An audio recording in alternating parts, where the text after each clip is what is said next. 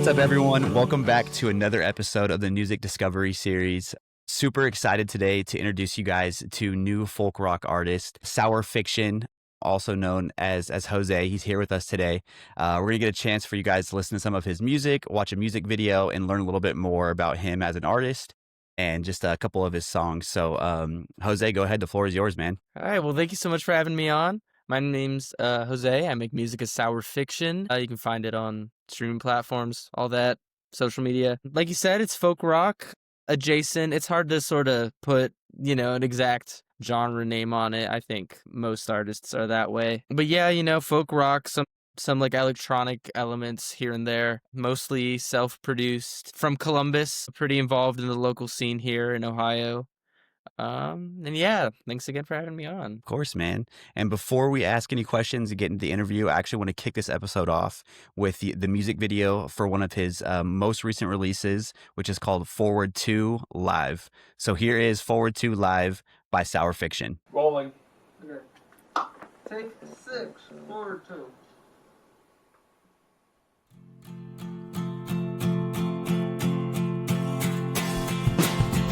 My hair gets ugly when it gets wet. Yeah, it folds down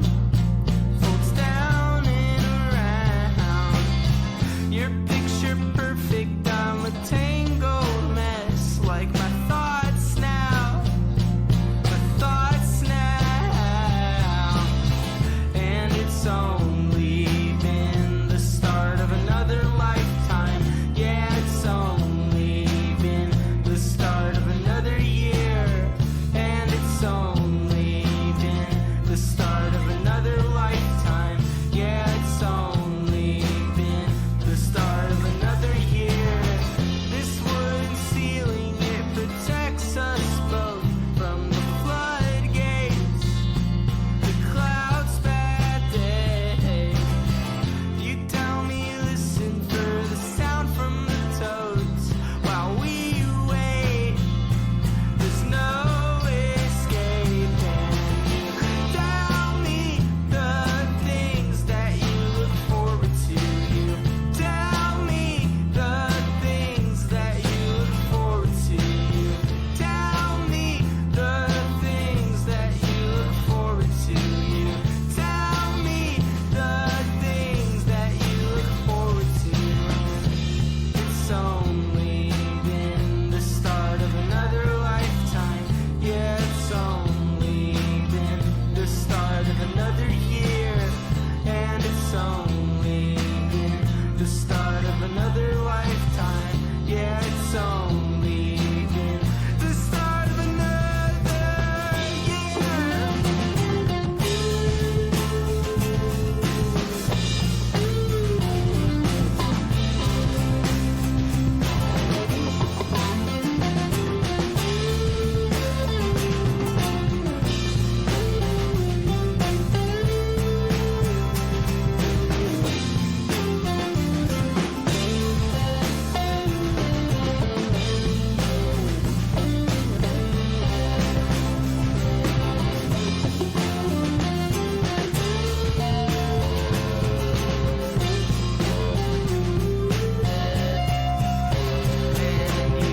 Tell me the things that you look forward to. You tell me the things that you look forward to. You tell me the things that you look forward to. You tell me the things that you look forward to.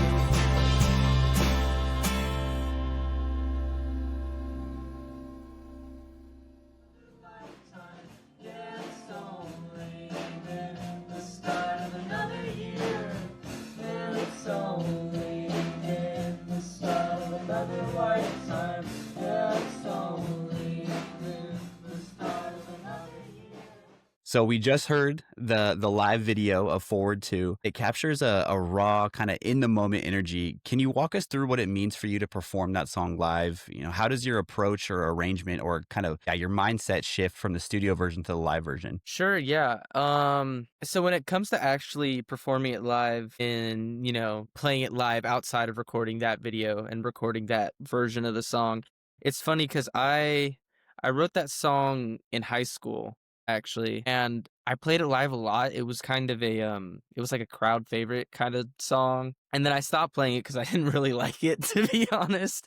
You know, artists are always that way with their own songs, I think. And then I was going to release it on the first album I released called Nothing Sound, and just kind of didn't work out. Like I couldn't find a recorded version of it that I liked. And so eventually I released an EP last July. Yeah, last July. And I put like an acoustic version on there, like sort of a voice memo version. But I couldn't like I guess I couldn't shake the idea that this like more rock version that I had played live a lot, even if it was like, you know, it was a few years ago at this point, so it was a little sketchier.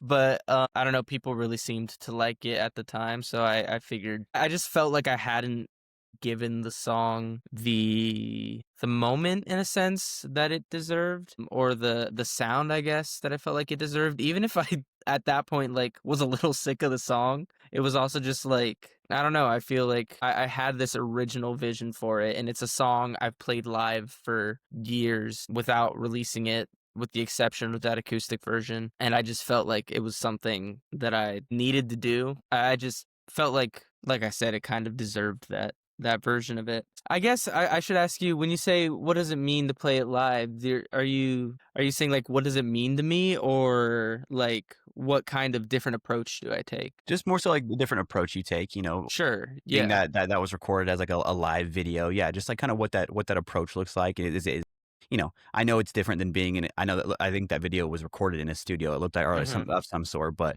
you know, when you play that song live or just performing it live, like what's the how different is the approach? Knowing that that was like the intention of that song or that recording was to put it out live. Is your Hmm. approach different? If it's not, that's okay. We just kind of wanted to understand kind of the you know the mindset of how you record that. Yeah. No, it's definitely different. It's actually, it's funny because with that song, like I said, I had originally released that like acoustic voice memo version of it. So in a sense, that version was kind of live too, because I didn't really Yeah. have much editing or anything. But the difference for me, I guess, between that and other songs I've done is a lot of my songs, the recorded versions of them, I think like I do a lot of posts, like editing, mixing, and all of that sort of thing, like adding things onto it as I go, as I'm recording, just layering and all of that. And the live version was almost like restricting myself in a sense. Like, okay, I'm gonna record a version of this song. That's how I play it live with the band. And of course, like I play with a 4-piece right now. I think in that video I had maybe 6 people, Okay. 5 or 6. So I definitely arranged it a little bit more than I would like a typical live performance that I do. But it was really just for me about capturing one take of the song, not doing any editing in terms of, you know, adding anything onto that afterwards, just capturing a take, and that's the take that you hear on Spotify or wherever in the music video. Yeah, I guess that's really what's different about it for me. I did do some editing, just like, you know, cleaning it up, but Yeah. I didn't add anything on top of it. Like the take you see in the video is the take that you're hearing. And that's probably what's like so cool about, you know, live version songs and that and like yours in particular is like that's what makes it feel so like raw and authentic, you know, is that it's a one take, you know, you're playing Mhm. that thing all the way through and like this is there's no, you know, there like you said, there's no layering on top of it, there's no editing to it. It's just this is what you get and like this is the song. So it's just it's a I think that's why I have such a, you know, a gratitude for live versions of anything because they really truly are like it's this is it. This is all you're gonna get out of it. So that's awesome, man. Sure. Yeah, thank you.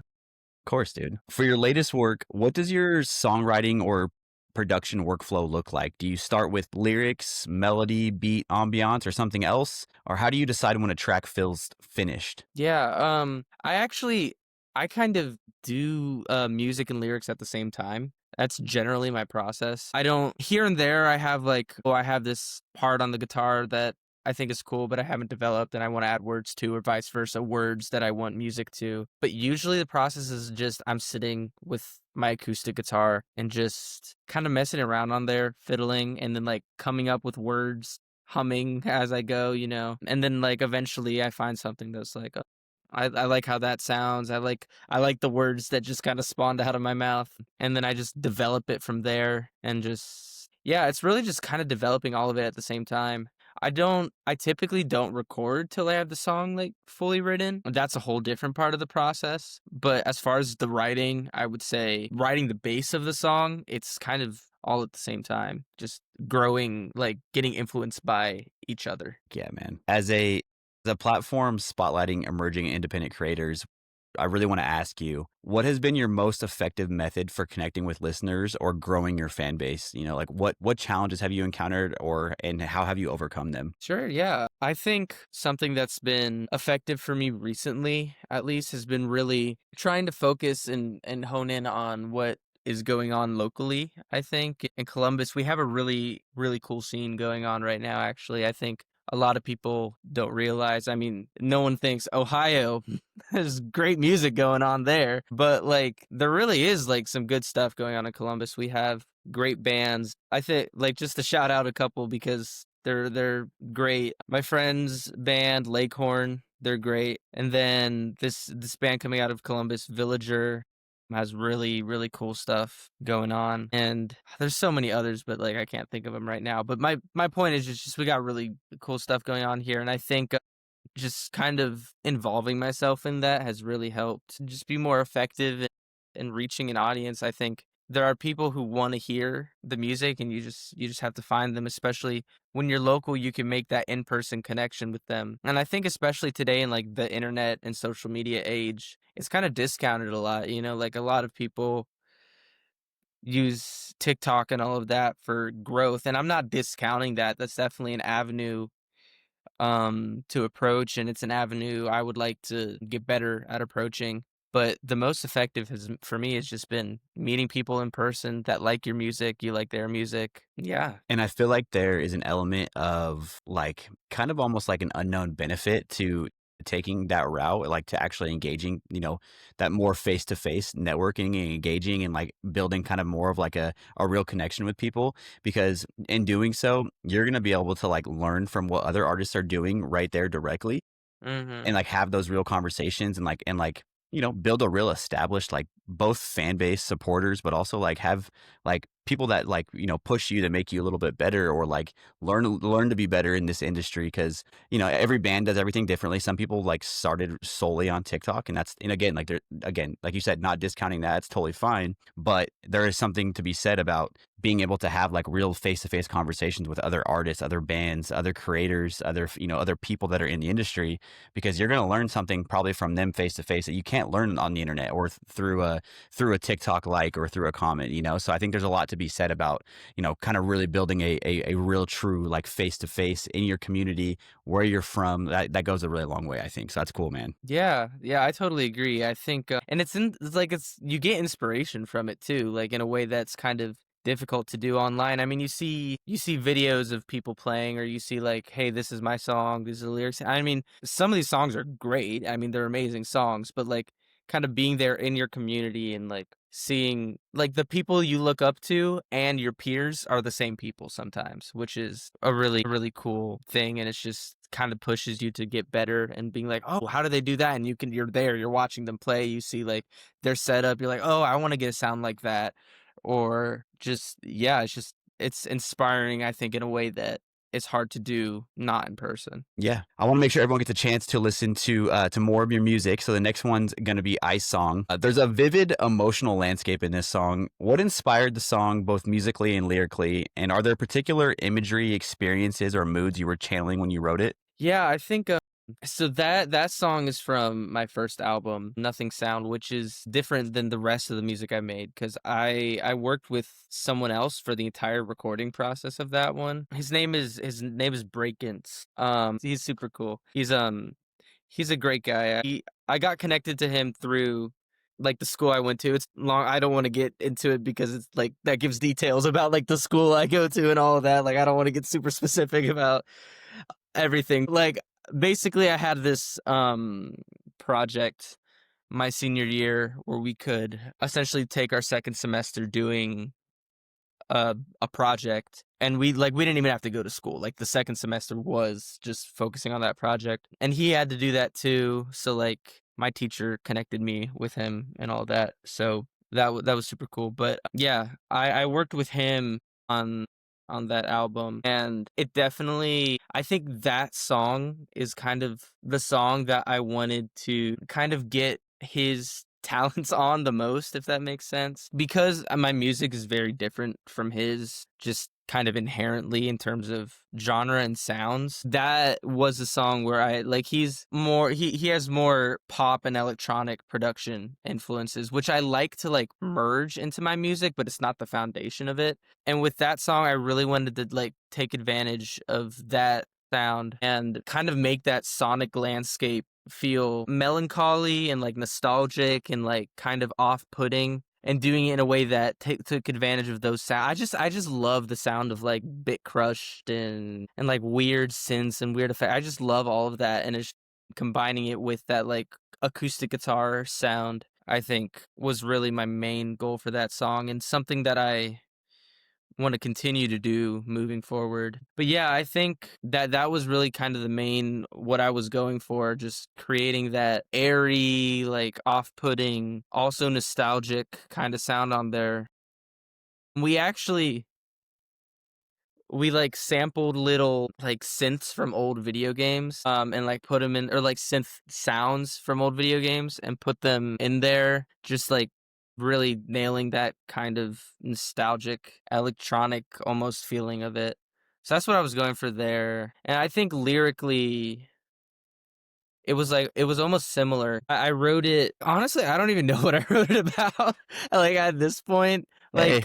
like I it's like a super, I don't want to say it's a depressing song because I don't like to call my songs depressing because I think there's, I don't know, maybe egotistically more to it than that. But at the same time, I mean, it's kind of like this song about being detached and all of that. But then I think back to, I'm like, I didn't have it that bad. Like, what was I so stressed about? Like, I was like, my legs are made of ice, my hips are made of wine. I'm like, I don't even know what I was complaining about for real. But like, you Hey. know, I mean, maybe I don't know. I'm sure I was going through it like somehow. I'm sure I was. I just don't remember at this point.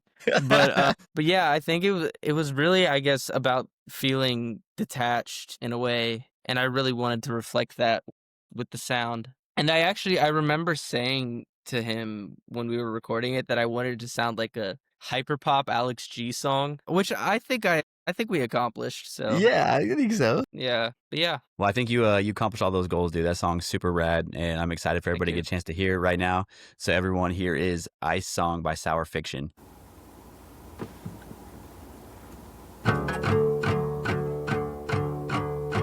My legs are made of ice.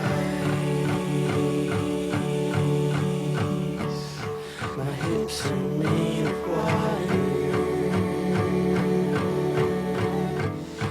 My face is made of ice. Watch me crawl out of my clothes. I don't wanna die. I just need to recover. Something holds my side.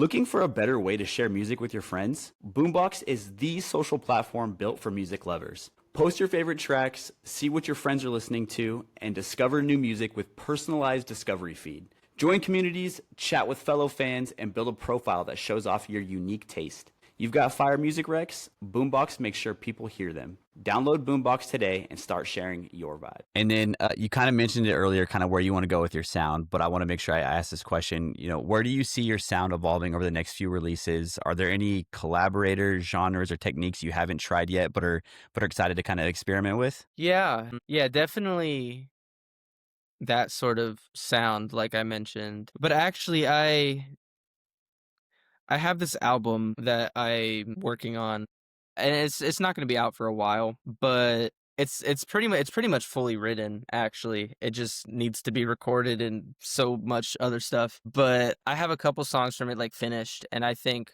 it's really just continuing to combine that sort of electronic with folk. And like electronic really isn't even, I never know what word to use because it's like when describing my genre, I say like folk rock with electronic influences because it's like when I play live, I don't have like I don't play with backing tracks or anything. So like when I play live, it's pretty much just like folk rock kind of, but like in the production, I definitely want to continue to, I guess not even electronic, just like doing weird things with production, experimenting. I don't want it to sound just like Forward to Live, for example. I mean, like that song, the intention of it was to be this live version that was, acoustic guitar, electric guitar, drums, bass. And I think that recording works because it's a live version. But when it comes to my actual polished full recordings, I think to give it that feeling, almost that rawness, that to recreate that rawness in isolated environment, I think taking advantage of the tool you're using, which a lot of times is the computer or the recording devices or whatever, I think taking advantage of that and just making things weird and like experimenting, I want to continue to do that.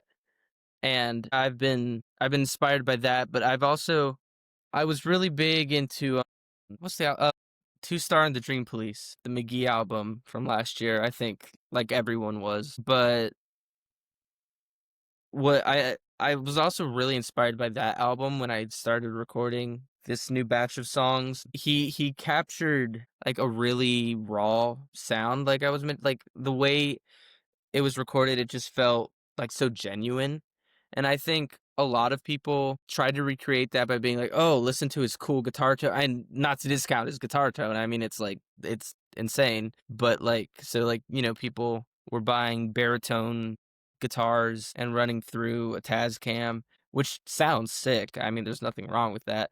But I think what really like drove that sound home more was just kind of his unabashed approach to recording, just like not being afraid of clipping, not being afraid of the sound of a room. Like when people are recording, a lot of times the goal is to make it sound as clear as possible. And there's also lo-fi recordings as well. That's another way to approach it.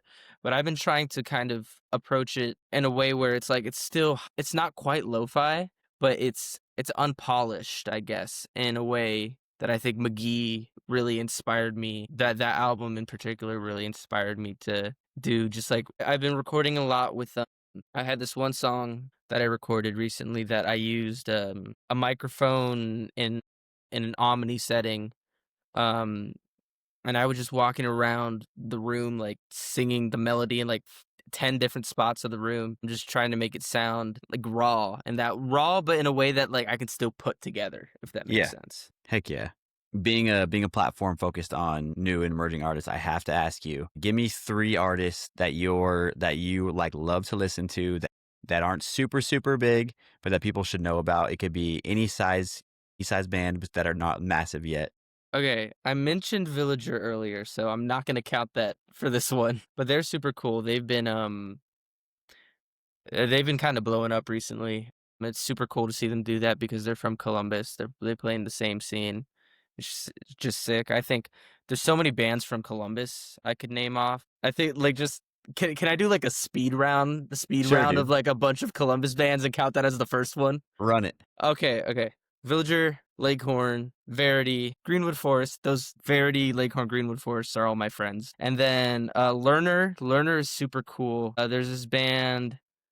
who's been doing really cool stuff. Simon Molnar. There's this band I saw recently, Hauling. I think I saw them play at a coffee shop. They were super good, and so many other ones that I can't think of right now. But that's a few of. I'll count that as my first one. um, and then I think outside of Columbus, there's this artist Christopher Emmond, um, who is kind of doing that like folk electronic thing, and I was super inspired by his album. What's it called? It was literally like one of my favorite albums of 2024 or 23. I guess I don't know anything about it. I guess it has Boogie Man. Let me check really quick because No, you're good. Take your time. I need to know this. You're good. It's called Dance Boogie Man. Heck yeah. With like an exclamation mark after "oh yeah." The "yeah" doesn't have an H. There's a comma after dance, and there's an exclamation mark after boogeyman. So Okay. Okay. getting specific. But yeah, that album, or I don't, it might be an EP technically, but it's incredible. That was kind of really inspiring to when I started writing songs for this album. It really, that combination of like folk and electronic sounds. I think he calls his genre folktronica, which is super cool. Like I've thought of calling myself that, but it's just like because when I play live, I don't have a lot of electronic stuff going on. It feels like kind of a lie. So it's like, but ideally, I'd like to be that. But yeah, it's super cool. Heck yeah, man. That's awesome. Well, you're absolutely crushing it, brother, and keep freaking going, dude. I'm excited that we were able to connect. I'm excited that the universe brought us together to link our platforms. For sure. Jose, seriously, thank you for being here, man. And everyone, course. please go check out Sour Fiction on Spotify, Instagram, YouTube, wherever you listen to music. Go listen to Sour Fiction, and please support Jose. He's putting out some awesome music. Jose, again, thank you, man, so much. I appreciate it. Yeah, thank you so much for having me on and for the interview and all of it. Heck yeah, brother. Thanks, dude.